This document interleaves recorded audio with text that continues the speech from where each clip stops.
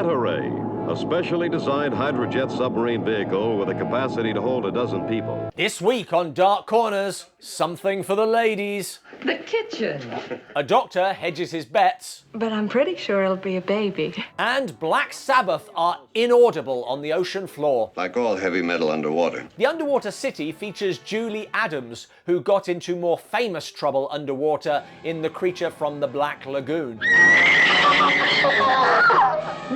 Underwater photography is difficult, so just go like this and do everything slowly, especially swinging a hammer.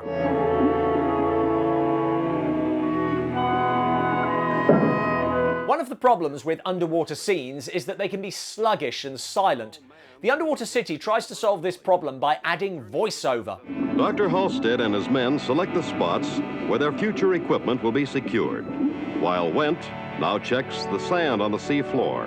Which makes it so much worse. These divers are surveying the ocean floor as a possible site of Amphibia City, adjacent to Frogtown. He proceeds to lower himself deeper into the trench, over the edge of the precipice, into the unknown depths below. You're describing what we can see. As the high-frequency alarm system comes through the water, the men react. His colleagues rush to help him. Yeah, this would be the problem I was talking about. They can but mourn the loss of another dedicated scientist. They give up on him instantly. Back on land, we meet engineer Bob Gage, who is designing a space station. We're not building the space station. But there's a consolation prize. An underwater city. Pretty much the same thing. Bob is not convinced. One life. Before this pipe dream is finished, they'll kill 12, maybe more. The sea's dangerous, not like space. But work is work, so he heads for his medical. Will Dr. Powers be long? I'm Dr. Powers. You? Winning the Dark Corners Roger Moore Award for... A woman? How did she get this job? My niece, Dr. Powers. Underwater nepotism. Having established the love interest... So therefore, sex need have no effect whatever on the doctor-patient relationship. Although it does make it more fun. It's back to work. Here are the engineering sections of the self-leveling piling supports. Thank God there aren't any woman engineers. Just drunks like Chuck Marlowe. You weren't much at punching cattle, but you could sure round up a drink anytime, any place. Introducing the Dark Corners foreshadowing alarm. How will they stay in touch underwater? We'll talk into a throat mic.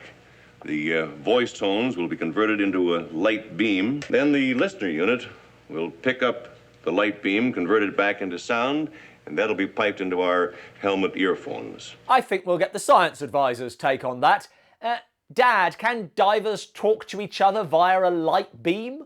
The light beam would have to be directed towards the other diver, but yes, that's perfectly possible. Damn it, these films keep making me look dumb.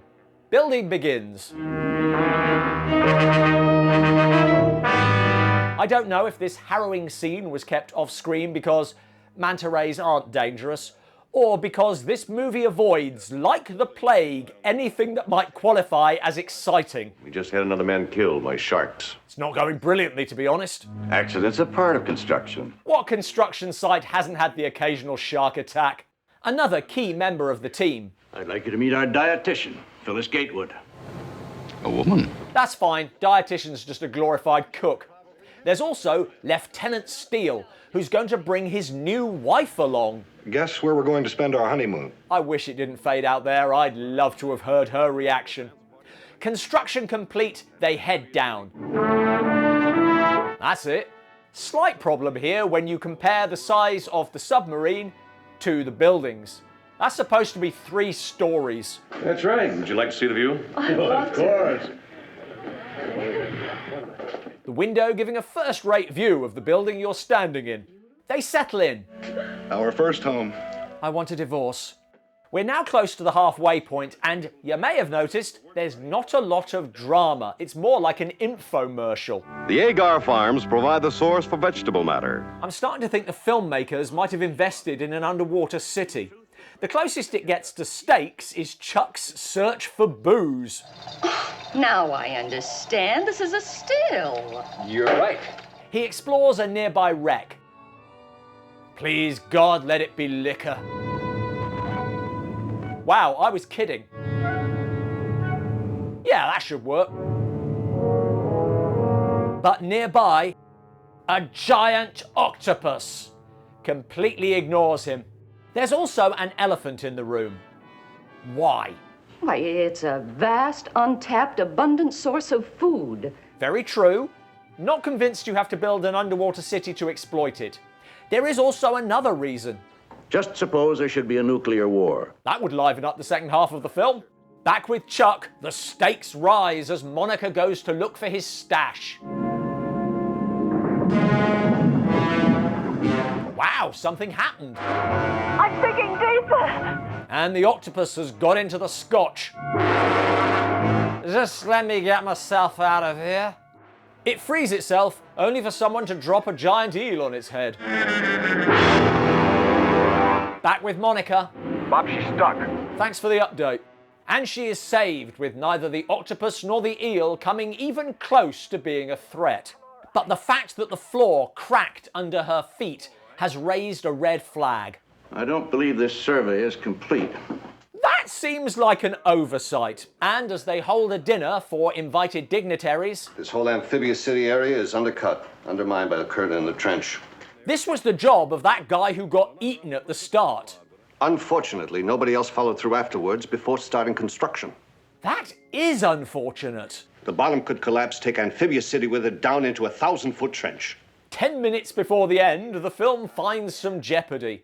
It isn't going to collapse right now in a matter of minutes. We can at least finish dinner. Doomsayer Burnett decides to prove his point. Graham. Great demonstration. I can't hold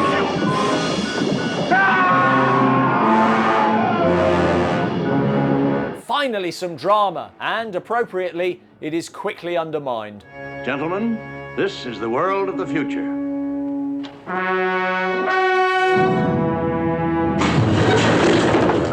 It's worth watching the film just for that.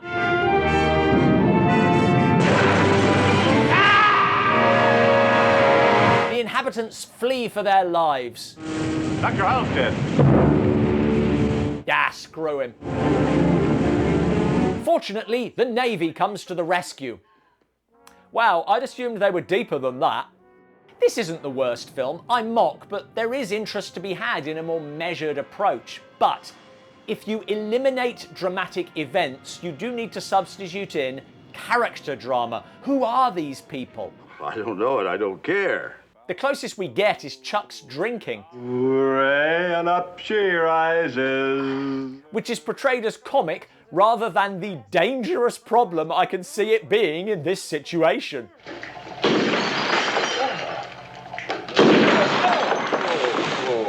Incidentally, you can pick this up with 5 other sci-fis in a box set that we reviewed recently.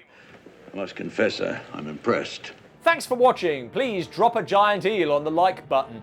This film plays like it's trying to sell me an underwater condo. What other films feel like they're trying to sell you something? Let us know in the comments below. It's all over now.